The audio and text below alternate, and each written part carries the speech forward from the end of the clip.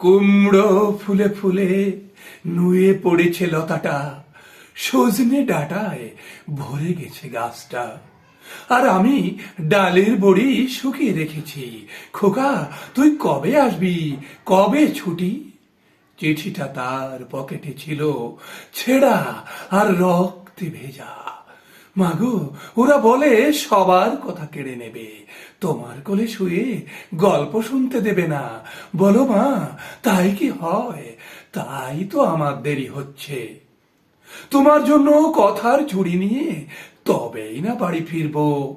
লক্ষ্মী মা, রাগ করো না, মাত্র তো আর কটা দিন। পাগল ছেলে, মা পড়ে আর হাসে, তোর উপরে রাগ করতে পারি?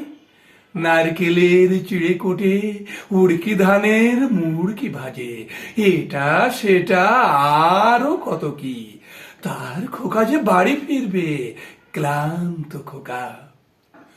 কুমড়ো ফুল শুকিয়ে গেছে, ঝরে পড়েছে ডাটা, পৈলতাটা নেতানো।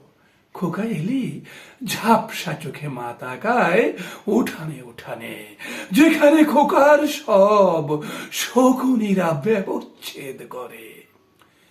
এখন মার চোখে চৈত্রের রোদ পুড়িয়ে দেয় শকুনিদের। তারপর দাওয়ায় বসে মা আবার ধান বানে, বিন্নি ধানের খই ভাজে। খোকা তার কখন আসে, কখন আসে? এখন মার চোখে শিশির ভোর স্নেহের রোদে ভিটে ভরেছে। কবি আবু জাফর ওবায়দুল্লাহর মাগোরা বলে কবিতাটি আবৃত্তি করে শোনালাম।